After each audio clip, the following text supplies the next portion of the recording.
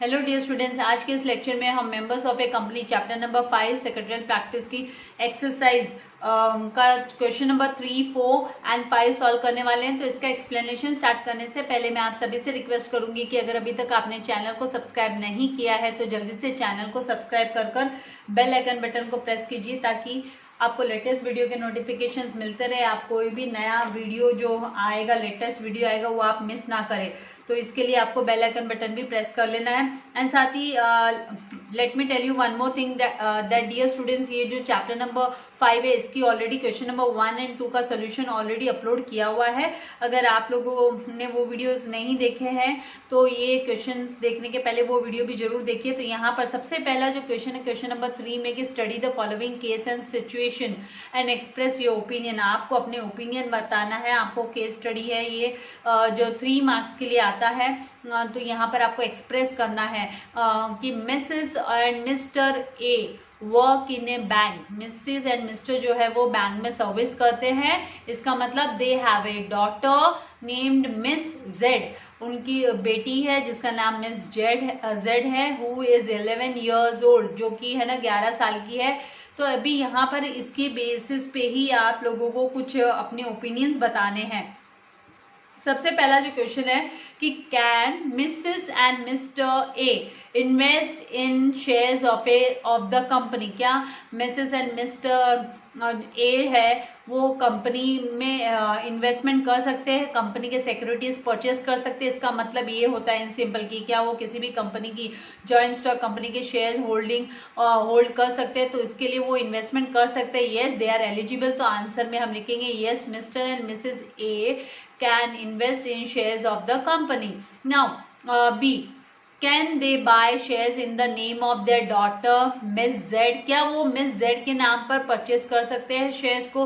तो yes they can buy, वो purchase कर सकते हैं इन द नेम ऑफ अपनी डॉटर के नाम पर वो परचेस कर सकते हैं। और यहाँ पर जो है ऑन बिहाफ ऑफ डॉटर, मतलब वो परचेस कर सकते हैं। yes they can buy shares in the name of their daughter Miss Z.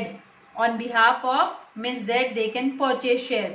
Now, as a guardian उनको हक होता है ना, वो परचेस कर सकते हैं। नाउ थर्ड यहाँ पर justify your answer in A and be in one sentence only. एक ही सेंटेंस में आपको अपने आंसर को जस्टिफाई करना है। यहाँ पर बोला है कि ये जो ए एंड बी का जो क्वेश्चन इसको जस्टिफाई करना है, मतलब आपको एक्सप्लेन करना, बताना है। A minor can not be a member of the company. जो माइनर पर्सन है, यहाँ पर बोला है कि क्या mister A and mister A and missus A अपनी बेटी के बिहाफ में परचेस कर सकते हैं क्या, शेयर्स परचेस कर सकते हैं क्या? तो इसके बारे में हम लिखेंगे कि अ minor can not B A member. Minor person जो है वो can not B A member of the company. Company का मेंबर हिमसेल्फ नहीं हो सकता या हरसेल्फ नहीं हो सकता। अ guardian can enter into share purchase transaction. Guardian जो होते हैं वो शेयर परचेस के ट्रांजेक्शन में वो एंटर कर सकते हैं on behalf of A minor. Minor के बिहाफ में वो लोग परचेस कर सकते हैं। जैसे कि यहाँ पर बी सिचुएशन में यहाँ पर हमने कहा है कि yes in the name of daughter वो लोग परचेस कर सकते हैं। गार्जियन जो है, पेरेंट्स, वो परचेस कर सकते हैं। Missus and mister A are major, क्योंकि वो लोग मेजर है, मेच्योर्ड है, 18+ है। So they are eligible to buy shares. तो वो लोग शेयर्स बाय कर सकते हैं। तो इस तरीके से आप लोगों को आंसर लिखना है। There is another way also. आपको अगर इस आंसर को लिखना है तो अलग वे में भी हम लिख सकते हैं। आप अपने ओन वर्ड्स में उसको एक्सप्रेस कर सकते हो, लेकिन उसका कंटेंट एंड कॉन्सेप्ट सेम होना चाहिए। Now moving to the second case, Messrs of ABC is a partnership firm. ये पार्टनरशिप फर्म है owned by doctor A, doctor B and doctor C. मतलब 3 डॉक्टर मिलकर एक पार्टनरशिप फर्म चलाते हैं। The doctors want to invest the profits of ABC। जो ABC इनकी जो पार्टनरशिप फर्म है उसका प्रॉफिट वो शेयर्स ऑफ ए कंपनी के शेयर्स परचेस करने में वो इन्वेस्ट करना चाहते हैं। मतलब वो इन्वेस्टमेंट करना चाहते हैं, वो जो भी प्रॉफिट उनको बिजनेस से हो रहा है वो। तो यहाँ पर इसी सिचुएशन के हिसाब से आपको आंसर्स देने हैं कि can measures of ABC bye the shares of a company. तो कोई भी फर्म या कोई भी कंपनी, यहाँ पर कोई फर्म परचेस नहीं कर सकता। No, Messrs of ABC can not buy shares of the company in its own name. खुद के नाम पर नहीं परचेस कर सकती है। वो अपने नाम पर परचेस नहीं कर सकती है, क्योंकि पार्टनरशिप फर्म जो है खाली यहाँ पर हम बोलेंगे कि अगर महाराष्ट्र की बात करें तो महाराष्ट्र के अलावा सब जगह इनका रजिस्ट्रेशन कंपलसरी नहीं है, ओनली महाराष्ट्र में पार्टनरशिप फर्म का रजिस्ट्रेशन कंपलसरी है। तो no Messrs of ABC can not buy the shares of company in its own name because it is not registered entity, क्योंकि ये रजिस्टर्ड एंटिटी नहीं है, इसके लिए ये लोग परचेस नहीं कर सकते हैं।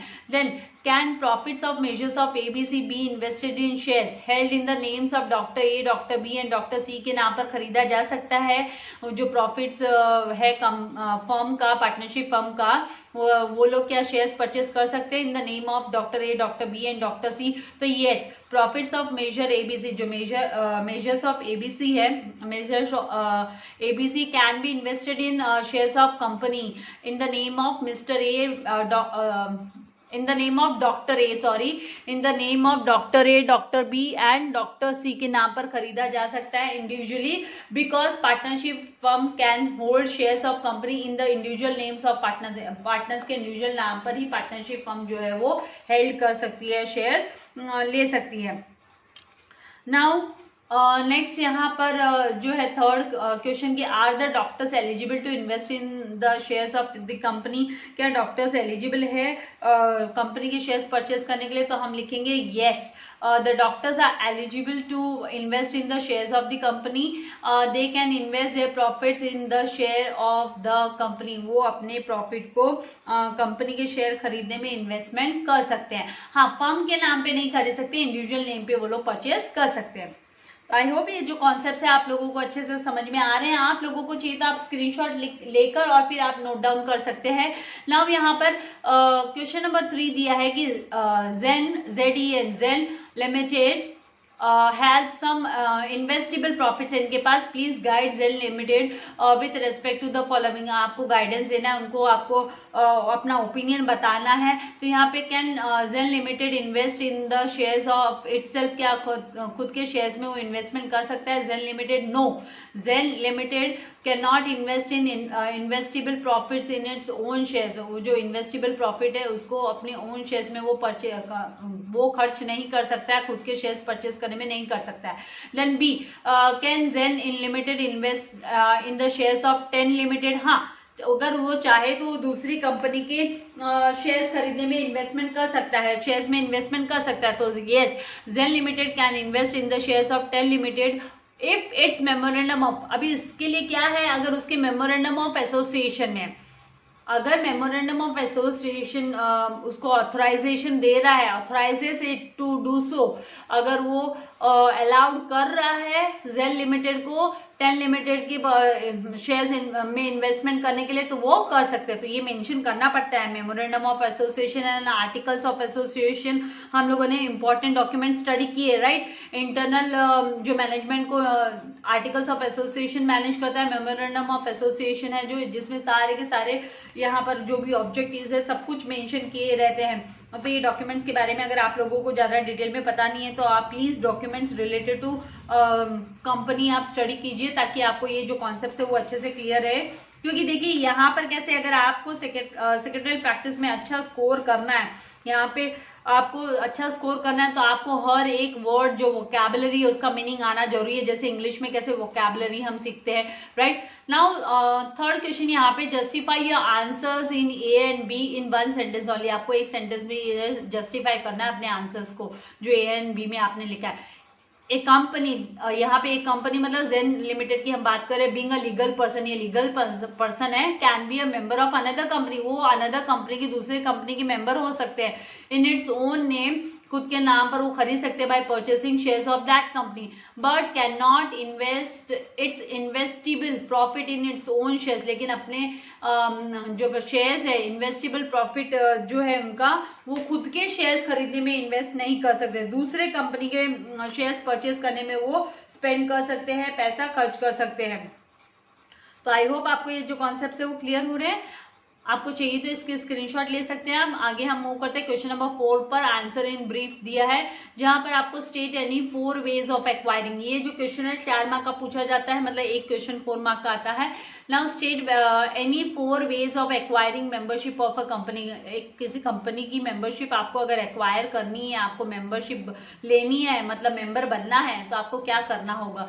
तो आंसर यहाँ पर एक्विजिशन ऑफ मेंबरशिप, सबसे पहला by subscribing to the memorandum, memorandum को सब्सक्राइब कर हम जो है कंपनी की मेंबरशिप पा सकते हैं। तो यहाँ पे ये जो मेमोरेंडम को सब्सक्राइब करना मतलब क्या, ये जो मेंबर्स होते हैं वो सबसे फर्स्ट मेंबर्स होते हैं कंपनी के। So the subscribers to the memorandum of company are its members, namely 7 members जो होते हैं वो in case of public company 7 members and 2 in case of private company 2 members होते हैं and 1 person in the 1 person company, एक बंदा single person member होता है जो कि 1 पर्सन कंपनी में होता है। Now in fact they are the first, और ये लोग ही जो है सबसे पहले मेंबर्स होते हैं कंपनी के, दूसरे कोई मेंबर बनने के पहले सबसे पहले मेंबर्स यही होते हैं। Then second by application and allotment of shares, अगर हमें किसी कंपनी के शेयर्स खरीदने, इफ वी आर इंटरेस्टेड, तो हम उसके शेयर्स खरीदने पर हम जब शेयर के लिए अप्लाई करते हैं, शेयर जब हमें अलॉट हो जाते हैं, तो हम we become the member of the company,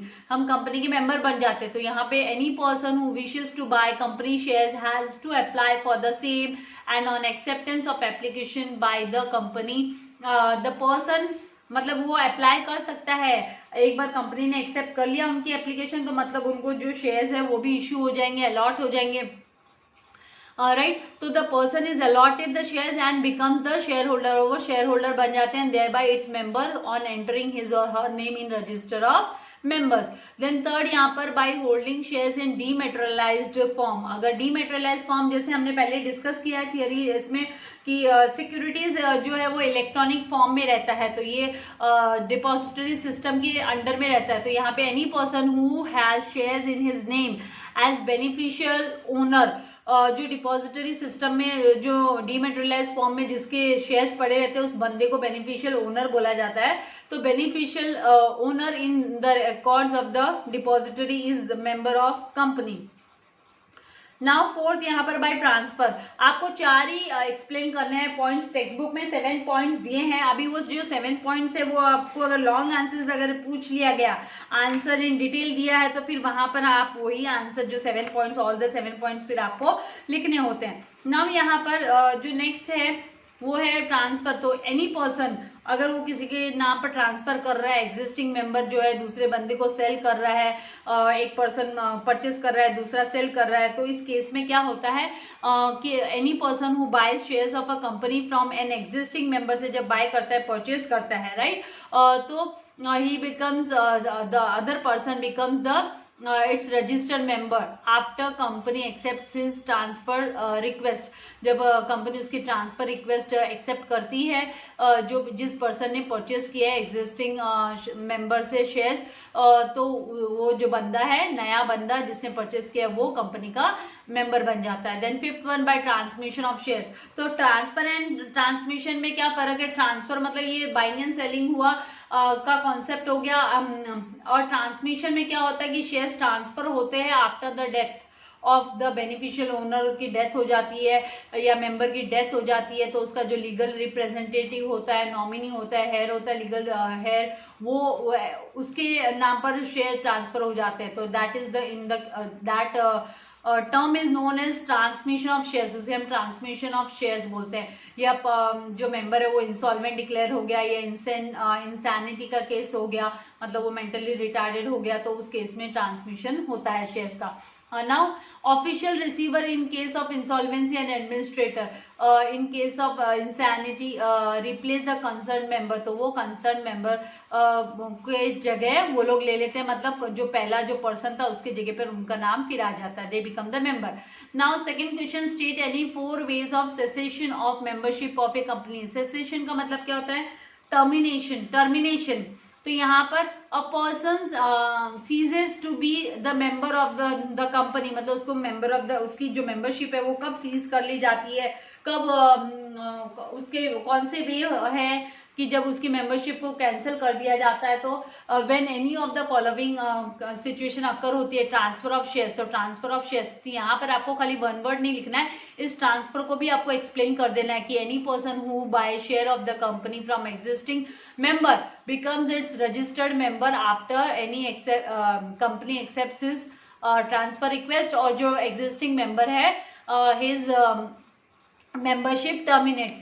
Now in the event of death or insolvency of a member, then sale of shares by the member in buyback offer by the company, then जब वो feature of shares, जब membership cancel कर दी जाती है, जब जो share holder वो पैसा नहीं दे पाता है, अपना जो रिमेनिंग मनी नहीं पे कर पाता कॉल मनी उस समय पर, then surrender of shares to the company by member, then exercising to lien over the shares of member by company and the person who holds lien over, मतलब यहाँ पर क्या होता है, does not transfer shares of member till he pays, जब तक वो पूरा का पूरा कंपनी का डेप्ट क्लियर नहीं कर देता है। Then the person who holds redeemable preference shares, जिसके हाथ में होते हैं, ceases to the member when company redeems these shares, then it person resigns, मतलब resign the contract of membership, जब वो कॉन्ट्रैक्ट रेफ्यूज कर देता है मेंबरशिप का, she was cheated and frauded by the misinterpretation of information, जो कि company ने उसे मिस इंटरप्रेट किया है, कंपनी ने रॉन्ग इन्फॉर्मेशन दी है, तो वो अपनी मेंबरशिप को कैंसिल कर सकता है, ऑन इज ओन वो कैंसिल करवा सकता है कि भाई नहीं चाहिए हमें आपकी membership. Then winding up of company, तो ये केस में these are the cases when the membership of person terminates in a company. Now third question यहाँ पर, state the rights of members with regard to participation in general meeting. अगर general meeting में participate करना है तो क्या rights है, क्या हक है भाई ये बंदे के, वो आप लोगों को यहाँ पर बताने हैं। तो यहाँ पर सबसे पहले आप जस्ट छोटे से जैसे जस्ट मेंशन करोगे कि being an integral part of a company, जो मेंबर होता है वो इंटीग्रल पार्ट होता है कंपनी का, member enjoy certain, member certain जो राइट्स है वो एंजॉय करता है, has to fulfil certain duties and liabilities भी उसको फुलफिल करनी होती है। नाउ यहाँ पर आप लोगों को खाली राइट्स पूछा तो हम राइट्स के बारे में ही बताएंगे यहाँ पर। तो सबसे पहला जो राइट है मेंबर का, right of accessing books and documents, books and documents access करने का उसको हक है। मेंबर को अगर कॉपी चाहिए मेमोरेंडम ऑफ एसोसिएशन की, आर्टिकल्स ऑफ एसोसिएशन की, या फिर ऑडिटर एंड डायरेक्टर की रिपोर्ट्स की कॉपी चाहिए, या balance sheet and profit and loss account की कॉपी, तो वो हकदार है, उसे प्रोवाइड कर कंपनी को प्रोवाइड करना ही पड़ता है। And also member can inspect registers of members, members के रजिस्टर्स को इंस्पेक्ट कर सकते हैं, स्टडी कर सकते हैं, डिबेंचर होल्डर्स के, देन चार्जेस फिक्स कर सकते हैं, इन्वेस्टमेंट एंड मिनट बुक, जो जनरल मीटिंग की मिनट बुक्स है, प्रॉक्सीज जो लॉन्च की गई है during the general meeting and all, जितने भी रिटर्न फाइल किए कंपनी ने वो सब वो एक्सेस कर सकते हैं, वो इंस्पेक्ट कर सकते हैं, चेक कर सकते हैं, ये मेंबर को हक होता है। इसके क्यों इनको ये हक होता है वो हम सभी जानते हैं कि वो मेंबर मतलब जो मेंबर होते हैं, शेयर होल्डर्स होते हैं, वो they are the real owners of the company and उनका पैसा इन्वेस्ट किया हुआ है भाई, उनको हक है ये। Then second, right to make fundamental corporate decision, कोई भी जो फंडामेंटल कॉर्पोरेट डिसीजन है, बिजनेस रिलेटेड डिसीजन है, लाइक उन्हें रजिस्टर्ड ऑफिस चेंज करना है, या फिर ऑथराइज कैपिटल को इंक्रीज करना है, या कंपनी में के जो आर्टिकल्स ऑफ एसोसिएशन में अगर कोई अमेंडमेंट लाना है, मॉडिफिकेशन लेकर आना है, एडिशन लाना है, कोई कंपनी के एम्स एंड ऑब्जेक्टिव चेंज करने हैं, या एक्वायर करना है, मर्जर करना है, टेक ओवर करना है, तो जो यहाँ पर जो मेंबर है वो ये decision related to all this concepts वो डिसीजन ले सकता है। अपॉइंटिंग सोल्ड सेलिंग एजेंट्स हो गया, वाइंडिंग अप ऑफ कंपनी, इन सब के रिलेटेड वो डिसीजन ले सकता है। देन थर्ड, यहाँ पर right to participate in general meeting, general meeting में उसे पार्टिसिपेट करने का हक है, उसे वोटिंग करने से लेकर मीटिंग के दौरान उसे अपना वोट डालने से लेकर, स्पीकअप करने से लेकर, साथ में वो अगर नहीं आ पाता है तो प्रॉक्सी लगाने से लेकर सारे उसको हक होते हैं। देन फोर्थ, डिटेल में मैंने पूरी थियरी एक्सप्लेन की है तो वहां से भी आप लोग देख सकते हो। Now right to appoint and and remove a director, director को अपॉइंट करना और रिमूव करने का काम भी कर सकता है। Then right with respect to the company's accounts and audits, मतलब चेक कर सकता है, उसको करना है तो एनुअल जनरल मीटिंग की जो बुक्स होती है, मिनट बुक्स हो गए, एनुअल अकाउंट्स हो गए, रेम्यूनरेशन, अपॉइंटमेंट ऑफ ऑडिटर्स, ये सब वो डिसाइड कर सकते हैं। Then right to participate in profits of company, company के प्रॉफिट्स में पार्टिसिपेट कर सकता है, invest in the money in company, कहाँ पे उसे अगर इन्वेस्ट करना है। मेंबर को ये भी हक है कि वो अप्रूव करे, डिविडेंड अप्रूवल का भी हक होता है एंड गेट, और वो जो सेम डिविडेंड है उसे 30 डेज के अंदर रिसीव हो जाना चाहिए आफ्टर द डिक्लेरेशन एट, और ये डिक्लेरेशन कहाँ पर होता है तो एजीएम में होता है, एनुअल जनरल मीटिंग में, ईयरली जो मीटिंग होती है जनरल मीटिंग, उसमें डिक्लेयर किया जाता है डिविडेंड। देन इंटरिम डिविडेंड वगैरह कई टाइप के डिविडेंड है, वो तो हम बाद में डिटेल में स्टडी करेंगे। Now 7th share holding rights होता है इनके हाथ में भी, वो these rights include right to receive share certificate, की भाई उनको अगर हार्ड कॉपी चाहिए और उनके शेयर्स की डीमेटेरियलाइज के अलावा हार्ड कॉपी चाहिए तो उसके लिए अप्लाई कर सकते हैं वो लोग, they have the right to receive that. Then transfer of shares, then right issue and bonus issue shares, right issue and bonus issue shares जो एग्जिस्टिंग शेयर होल्डर्स है उन्हें ये हक रिसीव होता है। Bonus shares free of cost दिया जाता है, राइट इश्यू में पेमेंट करना होता है। Then 8th right to receive surplus assets, अगर कोई एसेट्स सरप्लस है at the time of winding up of company, जब कंपनी पे ताला लग जाता है, कंपनी बंद हो जाती है कंप्लीटली, तो उस समय पर कोई भी एक्सेस, अगर कोई सरप्लस एसेट्स है तो वो एसेट्स में भी उनका हक होता है, they are entitled to get those surplus assets.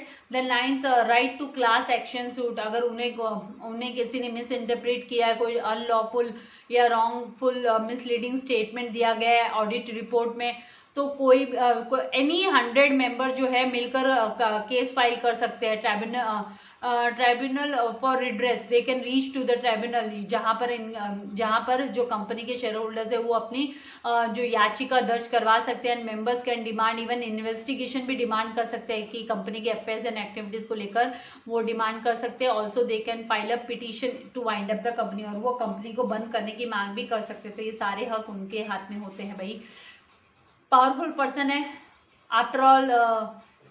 Member of, ये जो मेंबर होते हैं वो शेयर होल्डर्स जो होते हैं वो ओनर्स होते हैं कंपनी के। Now question number 5, justify the following statement.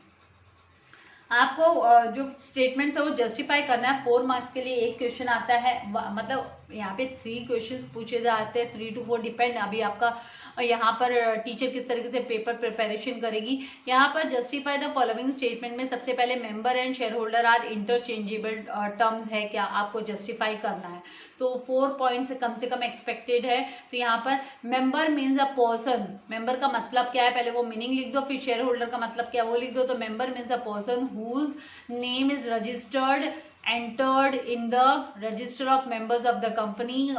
जैसे आप लोगों का अटेंडेंस रजिस्टर में कैसे नाम रिकॉर्ड किया जाता है, दर्ज किया जाता है, वैसे ही मेंबर्स का भी कंपनी का जो रजिस्टर होता है मेंबर्स का उसमें रिकॉर्ड किया जाता है। And includes holder of equity shares के होल्डर का नाम होता है इसमें, who is entered in the beneficial owner in the records of depository, जिसमें डिपॉजिटरी रिकॉर्ड में जिनका नाम होता है। तो यहाँ पर ये तो मीनिंग हुआ मेंबर एंड शेयर होल्डर का। Now one of the pre requisite for a person, मतलब यहाँ पे इंपॉर्टेंट जो है टू बिकम अ मेंबर, अगर किसी को मेंबर बनना है तो one thing has to be kept in mind, that is to enter into an agreement. एक राइट एग्रीमेंट साइन करना होता है, इन राइटिंग में एग्रीमेंट तैयार होता है to buy the shares of the company, company के शेयर्स परचेस करने के लिए।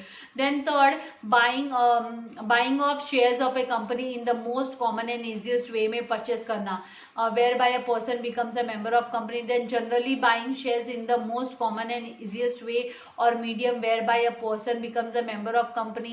Then so terms जो है, so terms member and share holder can be, तो हम लोग बोल सकते हैं कि जो मेंबर एंड शेयर होल्डर है उसे हम इंटरचेंजेबली यूज कर सकते हैं and mean the same person for all practical purposes. Practical जो पर्पसेस है, रीजन है, उसके लिए जो पर्सन है वो सेम होता है, वन एंड द सेम होता है, हम इस टर्म को यूज करते हैं। Now second one, a foreigner can invest in shares of a Indian company. अगर आपको चाहिए तो आप इसकी स्क्रीनशॉट ले सकते हैं भाई। Now a foreigner can invest in the shares of an Indian company, तो buying shares amounts to making a contract, मतलब यहाँ पे कॉन्ट्रैक्ट साइन करना पड़ता है. सो एनी एंटाइटी, नेमली जो पर्सन होता है, organisation competent to make contracts can be a member of company. अगर वो कैपेबल है, वो कॉन्ट्रैक्ट साइन करते हैं, तो वो मेंबर बन सकते हैं कंपनी के. This topic therefore has a context to the provisions of contract act 2.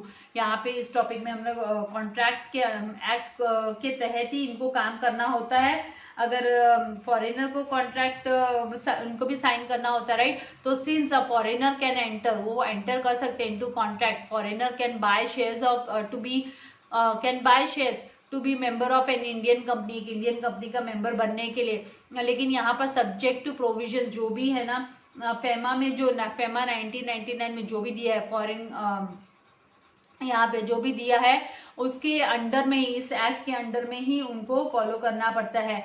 Now under which the permission of Reserve Bank of India, Reserve Bank of India की जो परमिशन है वो नेसेसरी होती है before allotment of any share is made to foreigner. Foreigner को अगर कोई भी शेयर, क्योंकि फॉरेनर्स की शेयर होल्डिंग बढ़ना भी एक तरीके से हमारी डोमेस्टिक इकोनॉमी को वीकर करना वन वे, मतलब एक अगर हद से ज़्यादा किसी की फॉरेनर का अगर शेयर है तो फिर वो it is risky for the country. So hence a foreigner can invest in the shares of Indian company. Foreigner भी इन्वेस्ट कर सकता है.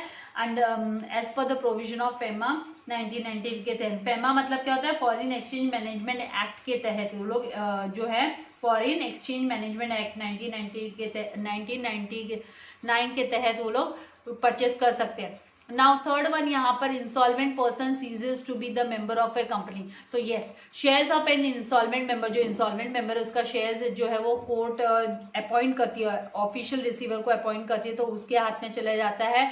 और असाइनी या फिर असाइन करती है बंदे को, अपॉइंट करती है बंदे को. So the instalment person continues to be member but he is not a share holder. तो वो मेंबर रह सकता है लेकिन वो बाद में शेयर होल्डर नहीं रहता है. Instalment person can be the member but not the share holder. Since the beneficial जो राइट्स है ऑफ द शेयर होल्डिंग के जो बेनिफिशियल राइट्स है are held by the official receiver, जो ऑफिशियली जिसे रिसीव होते हैं या असाइनी होता है उसको सारे हक होते हैं, शेयर होल्डिंग राइट्स उसके हाथ में होते हैं. So the instalment person stops being the member. तो थर्ड यहाँ पे स्टेटमेंट आ गया कि जो इंस्टॉलमेंट पर्सन है वो he is no more investor of the, he is no more the member of the company, hence instalment person ceases to be the member of company.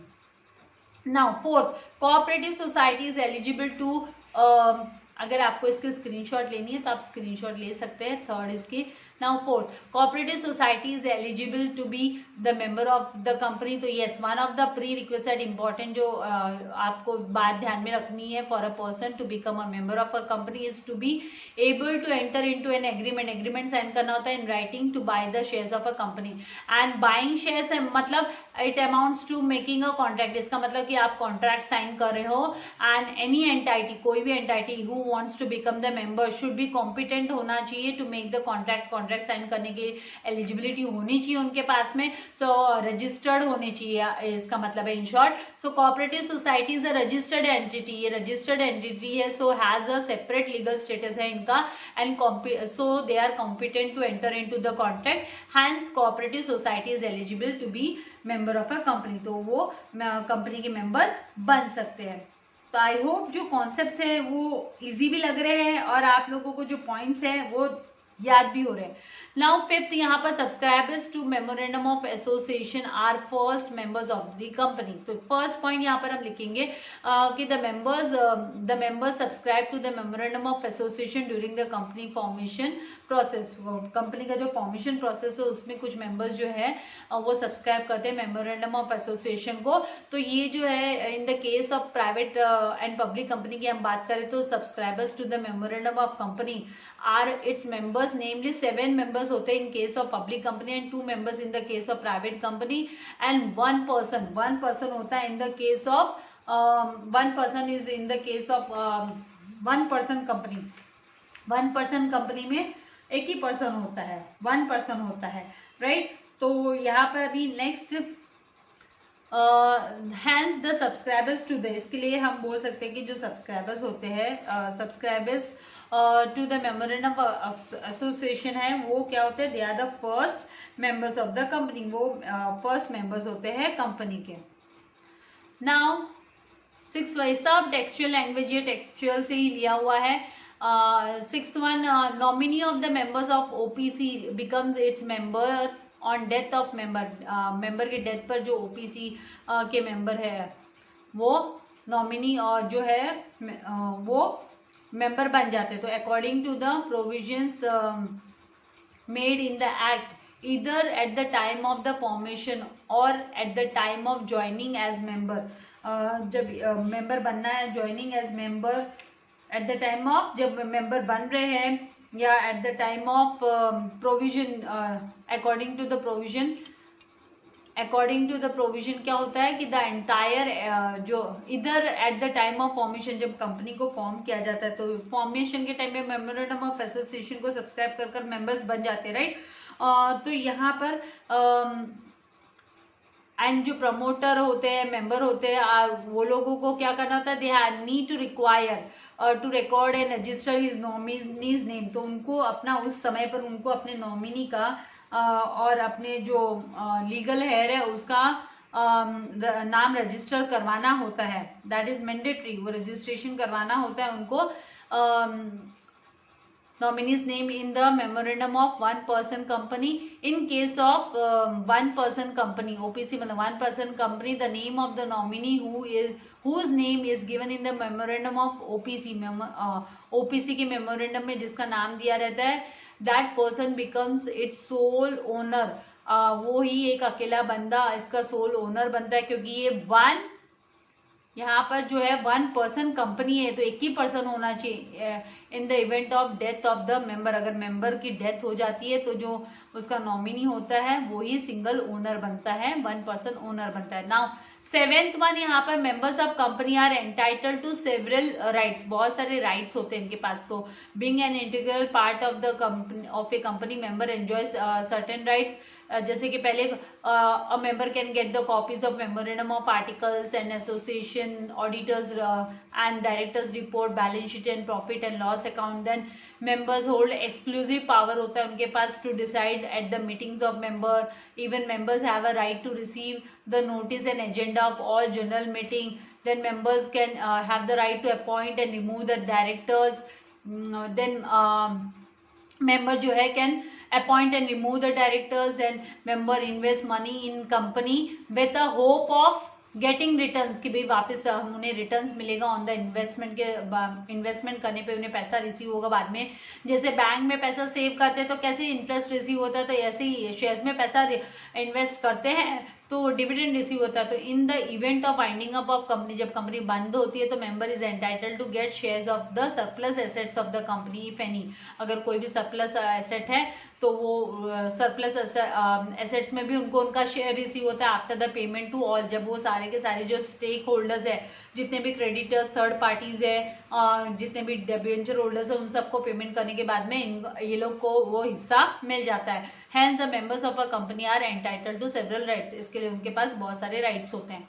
Now 8th question यहाँ पर दिया है कि members of a company have some fundamental corporate decision making rights, इनके पास होता है। तो यस दे हैव, मतलब मेंबर्स होल्ड एक्सक्लूसिव पावर्स होते हैं to decide at the meeting of the members on matters like change of registered office of a company, company का registered office change करने से लेकर increase in authorised capital, then change of objects of the company, company के objectives है वो change करने का, then amendment in the articles of association, acquisition, mergers and take overs of the company, other company का take over या acquire करना, take over करना या मर्जर कर लेना दूसरे कंपनी के साथ, then appointing sold selling agents, then winding up of the company, company को वाइंड अप करने के को लेकर इस तरीके के राइट्स इनके पास होते हैं। Hence the members of a company have some fundamental corporate decision making rights.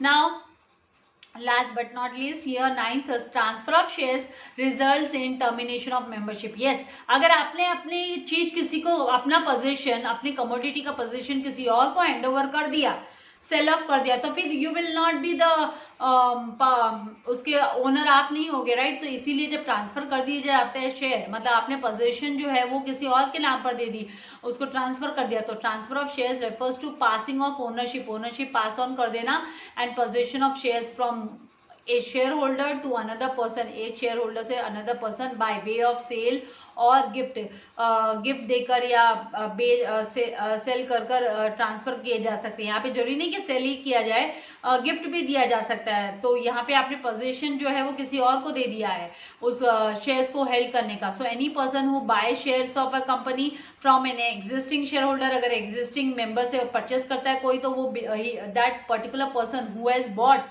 जो परचेसर है वो रजिस्टर्ड मेंबर हो जाता है आफ्टर कंपनी, जब कंपनी उनका ट्रांसफर रिक्वेस्ट एक्सेप्ट कर लेती है, तो उसके बाद में ही बिकम्स द मेंबर और she becomes the member of the company. दस secretary cancels the name of the seller, जो सेलर का नाम कैंसिल कर देते हैं रजिस्टर ऑफ मेंबर्स में से, hence the transfer of share results in termination of membership. इसके लिए जो ट्रांसफर है, शेयर्स का ट्रांसफर है, वो टर्मिनेट कर देता है, बंदे की मेंबरशिप को कैंसिल कर देता है। तो आई होप सारे कॉन्सेप्ट्स आप लोगों को अच्छे से समझ में आ गए हैं। नाउ जो नेक्स्ट क्वेश्चन नंबर 6 है उसका एक्सप्लेनेशन एंड सोल्यूशन वीडियो जल्दी आप लोगों के लिए लेकर आने वाली हूँ। अभी आपको क्या करना है, ज्यादा से ज्यादा अपने फ्रेंड्स के साथ शेयर करना है, एंड लाइक नहीं किया तो जल्दी से लाइक बटन को प्रेस कर देना है, सब्सक्राइब नहीं किया तो सब्सक्राइब कर देना है। Thank you very much, God bless you all dear students.